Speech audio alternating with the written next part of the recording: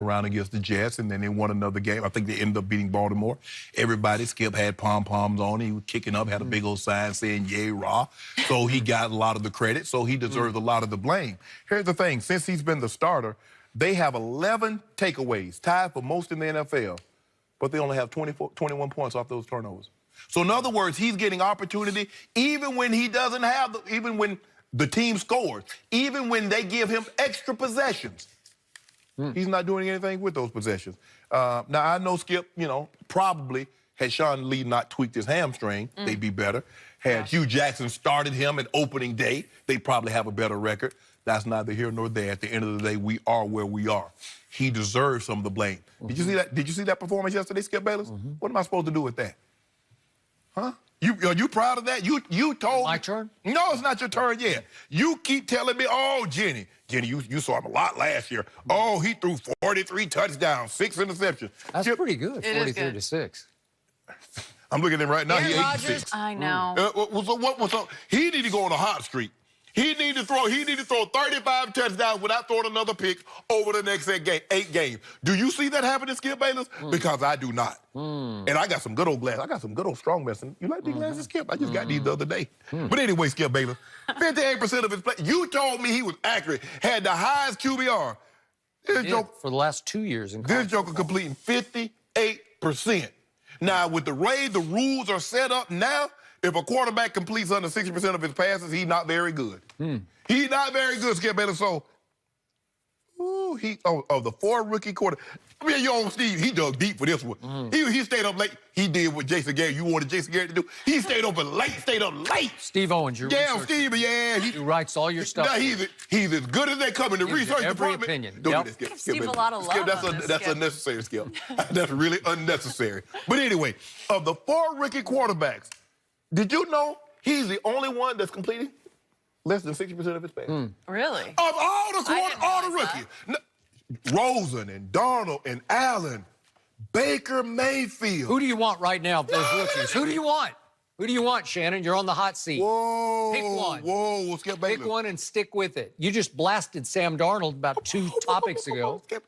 Who do you like? I'll take Baker Mayfield. Okay. I'm sticking with it. I'm going to let you take it as soon as I finish. So, 6.6 yards per attempt. That's the 4th worst in the NFL. So in other words, not only is he not pushing the ball down the field like Skip told me he could do, not only is he a careful gambler, like Skip, that's oxymoronic because gambling in and of itself is taking risks. But anyway, Skip, the guy is completing less than 60%, and all he's doing is checking the ball down. And I'm supposed to give him, and who's the blame supposed to be on? Now, I know Hugh is going to get a lot of the blame because he's been there for 3 years, and it doesn't seem like this thing's going to turn around. And I don't know how much longer or how much faith Jimmy Haslam and the front office is going to have in Hugh. But Baker Mayfield deserves the lion's share of the blame because he gets lion's share of the credit when things go well. So, Baker Mayfield I saw at Oakland, did he win the game? Yeah, he won the game and got robbed twice. No, Skip. No, we don't do that, Skip. And then Baker bounced right back and beat Baltimore at home in overtime, throwing to one Derek Willis, who then quickly got hurt and is lost for the season. And he was also throwing early in that game to Rashard Higgins, who was his favorite receiver and a guy who hung out with. And he's gone for the season. And do you hear Tom Brady raving about Josh Gordon now? That's all I read about is, boy, Tom Brady loves him some Josh Gordon. Didn't he used to be with the Cleveland Browns? Yes. So could he be could he be Baker Mayfield's favorite target by now? Yeah, I think he could be. But Skip. Okay, he's gone. So that's 3 receivers who are gone. Can you name the left tackle protecting Baker Mayfield's blind side for me? No. Nope, you can't because his name is Desmond Harrison. He's out of West Georgia, undrafted. Oh, West Georgia, that's in the crib. I know. Yeah, it's in the crib. West Georgia, undrafted, and Baker felt like he was in the crib because he was just getting rocked in his crib because it was full of Steelers yesterday. What? Every time I looked up, he would plant and he would get hit from both sides. I thought he was elusive. You remember he had great pocket presence. By the way, Jen was telling me that. Thank you. Could we see a play at the end of the first quarter? This is pure vintage Baker Mayfield. Could we see his escape artistry on a play that happened right at the end of the first quarter when it was still a football game? Watch this. Tell me this isn't escapism. Whoops, whoops.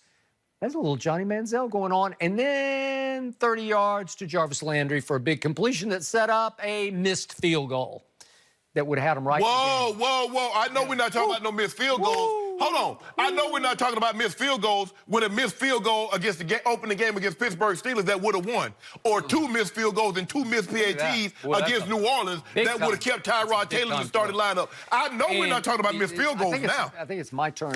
So then at the end of the game, when Baker finally got protected on the first play of the whole game that he got protected, he just wings one to somebody named Seth DeValve, some like 4th string tight end for a touchdown. Can we see that play? This is a rocket now.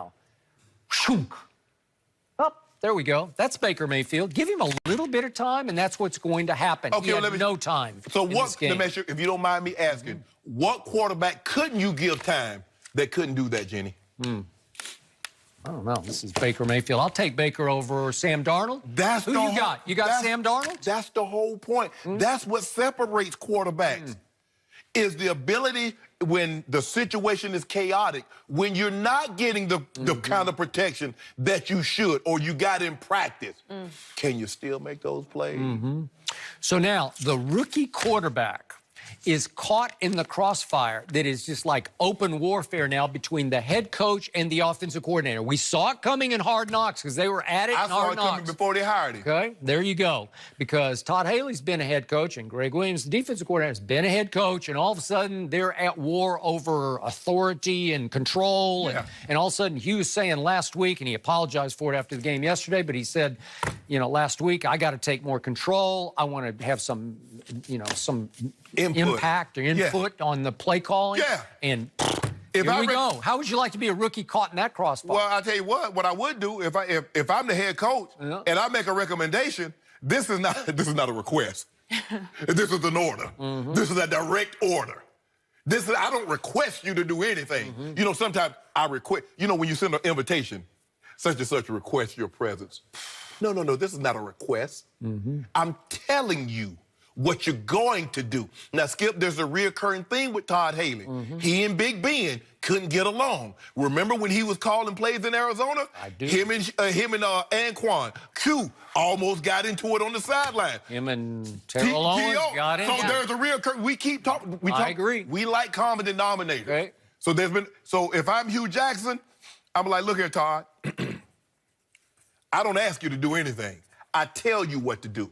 And until I'm relieved of my duty as head coach, when I tell you to run the ball, you run the ball. Okay. If I tell you to throw it, you throw it. Something's got to give. Somebody's got to go. That's what all the reports yesterday said. Somebody's going, either Hugh or Todd. And I'm with you. It would seem like it would be Todd, but I'm not sure about that because Hugh came into this year 1-31. Yeah, but Hugh was a play caller. So I'll fire Todd Haley and I call my own plays. Okay. And I'm going down with my ship. This is my ship. I'm the head coach, and if I'm going to get fired, I'm going to get fired calling my plays, doing it my way. So bye-bye, Todd Haley. Kick rocks. Well, the new GM, John Dorsey, did not hire Hugh. So will he side with Todd Haley or Hugh? I don't know. Well, I'm going to see who he's going to side with because I'm getting him out the door. So either he got to go. Hugh says, look, I'm still the head coach.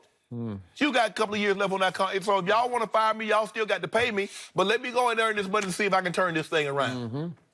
But that's what I would do if I was Hugh Jackson. Now they got some mutiny going on defense, and I must say, the defense really let me down. I don't like that. I don't like that Myles Garrett. Great players. He took a shot at his coordinator. Great players don't know. I don't recall, and I was in my prime when Reggie White and Bruce Smith and all these great. I never heard them say the game plan. When you great, you're broader than a game plan. You think LT had a game plan, Skip? No, but Myles Garrett is saying we should have kept it simple like we did the first time and just played our base defense. No tricks, no wrinkles. But that's the thing, Skip. When people watch you on tape when you play, what do you think they go back and do? Okay, that's what they done. So you have to do other things because they prepared for that. Your job is to go get to the quarterback, so no matter what the play. So I got it. Okay, so the rookie quarterback is caught in all this upheaval, this chaos. No. Head down, butt up, ears closed. That doesn't affect you. You go do your job. It's hard to be the I've quarterback. been in the It is crossfire. hard. I was in a situation in Denver in 1992 when John and Dan Reeves was going back and forth. Mr. Bowles was going to have to make a decision. That didn't affect Shannon. Because guess what? Hey, you're not the quarterback. I wanted the job. So I'm worried about what's going on with them. But guess who else wasn't going to have a job? Me. Go and do your job. If he's what you said he is. He is. Well, he got to show me. All right. You know I was from Missouri. I know. Well, maybe next week. You from Missouri too? No, Minnesota. Okay, I'm from Missouri. Show me. Okay, well, it's taking on Pat Mahomes next week. So we got that one.